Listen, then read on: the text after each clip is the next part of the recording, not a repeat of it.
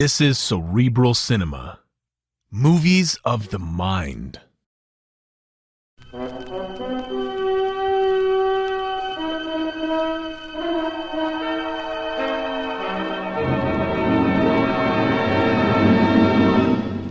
I have been here. The Grey Goose, Adventures of a Modern Robin Hood.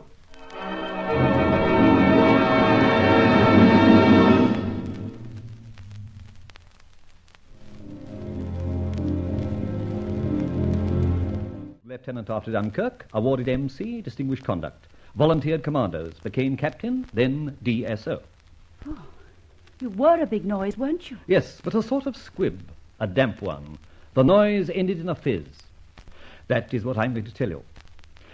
The rest of my dossier reads, originally trained as engineer and inventor, expert designer of the Fletcher patent safe.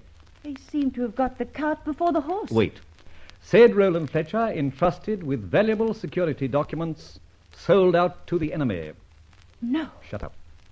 Court-martialed, cashiered, dismissed his regiment. My heavens, I don't believe it. Let me finish. Death sentence passed, but reprieve granted later on account of previous distinguished service. What a tragic story.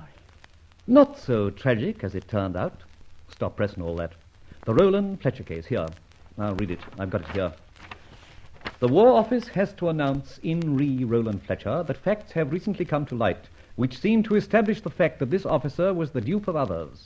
Unfortunately, the chief witness in the case was reported missing, believed dead, in a certain raid carried out on enemy coastal defenses. Is that all? That is all. And the man you saw today? The chief witness, Captain George Anstead. But he was never found, I take it, or they would surely have reopened your case. No, he was never found officially, but I found him today and lost him. Then we must look for him and force him into the open. Would you like to tell me how it all happened? All right. Here goes. As commandos, we often sail across the Straits of Dover in the pitch darkness, got inshore, waded in quietly, and in very commando fashion, did in a few German sentries, blew up this and blew up that, grabbed a live Fritz or two, and dashed home again. Then came a day in our mess when I fell out with Anstead, himself a captain, and, strangely, a one-time employee of my father's firm. It was like this. How's the DSO bearing up? Oh, I can just about bear its weight. Go on creeping around headquarters, Fletcher. You'll get CMG. Suppose, Anstey, you drink less pink gin. You might even be properly fit for the next operation. Are you suggesting that I wasn't fit for the last one? Yes, and if we hadn't had that swim, you'd have landed tight as a fiddle. Why, they call you pink gin in the mess. And even the other ranks talk about it. Sir, you disgust me with the men. Never, but I do wash my ears. Incidentally, Anstey, there's another op in a few days, and as your senior, I shall demand that you start sober. Or else? Or else the colonel will be asked to provide me and the troops with a more reliable 2IC. You! Yeah! Take a pink gin yourself. Thank you. I take it that one is on you. No, you fool, it's on you. All over you. Shortly after this, I was sent for by the colonel, and having duly reported, was given the details or briefing of the next operation. This, Fletcher, is not entirely a destructive or harassing raid. No, sir? No, it's much more. Having penetrated the first line of fortifications, you will personally go much deeper. To where, sir? Well, now look at this sketch. Here's the line. Beyond it, 500 yards, is a massive structure, used as an orderly room. It is to that point that you must make your way. Here, your own ingenuity must come into play. You'll provide yourself with a pocketbook, your own papers, photograph of a girl, say. Oh, in fact, all the bits and pieces an officer generally carries. And it must be authentic. Yes, I know the idea. Right. Now, here are 2 envelopes. One you will take with you, the other remains in this safe. Compare them. I can see no difference, sir. That's good. But there is a difference. Very faint, which only I can detect. Now, in yours is a detailed plan of a very large operation to take place on a certain date. It's phony, of course. but would read almost like this one, which contains the correct details and a different date for the genuine action. Right. Into the safe it goes. You will contrive to leave your envelope in a fairly grubby state in that orderly room, dropped with your pocketbook. You must arrange to have it snatched from you, or perhaps in a scrap with the sentry, during which you come off worse. Oh. Sounds very comfy, sir, if I may say so. Well, you've got your envelope, haven't you? Yes, sir. Well, that'll set the beehive buzzing a little out of place, and a little out of time, too. Well, good luck, my boy. Thank you, sir. I hope I'll be seeing you. I hope so. Anstead will, of course, with his men, cover your escape by a bit of a noisy demonstration. That'll be in orders, as usual. And 3 hours after sunset tomorrow, you'll put off. Oh, by the way, is Anstead reliable these days? Doesn't always strike me as being quite fit. Oh, he's fit enough.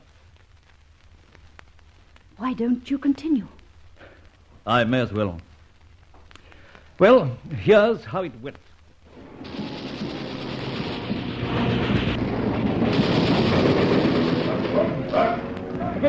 Time to go, Fletcher. I know, Anstead. You keep some action going. Handing over to you. Get a Fritz or two if you can. Where are you going? That's my business. When you get away, detail one boat to wait 15 minutes for me. Then inshallah for England home and beauty. Got it? I said, where are you going? I've told you. Now get a move on, Anstead. And if you do get home before me, have a pink gin. You deserve it. I'll get home, never fear. If I can get a pink gin, I'll drink to your departed spirit. Well, apparently all was going well, and I started on my lone sortie to that orderly room. 500 yards looked like so many miles. However, I made it, and, of course, ran into the sentry.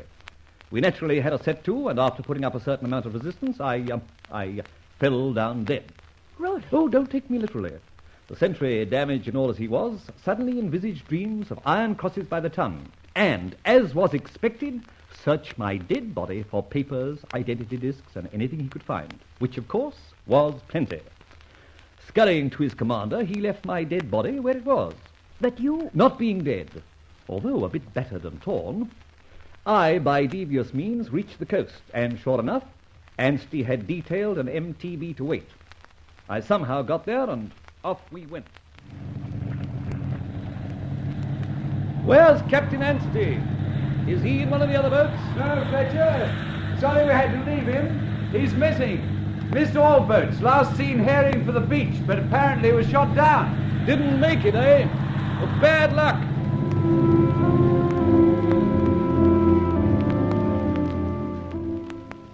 Two days afterwards, Barbara, the colonel sent for me. And I can tell you that the interview that followed will never, never leave my mind. Fletcher, I hardly know what to do with you. Do with me, sir? Yes, you. I entrusted you with a very confidential document. Only it's true, but a very important one in view of the main operation. Yes, sir. You did, and I delivered it, sir. Much to my cost. Good heavens, man, don't you know? Well, of course you know. The real operation was a complete thrust. What, sir? A failure, which cost us hundreds of lives. But, sir, Keep your protest, Fletcher, for the court-martial. But, sir... You're under close arrest as a traitor.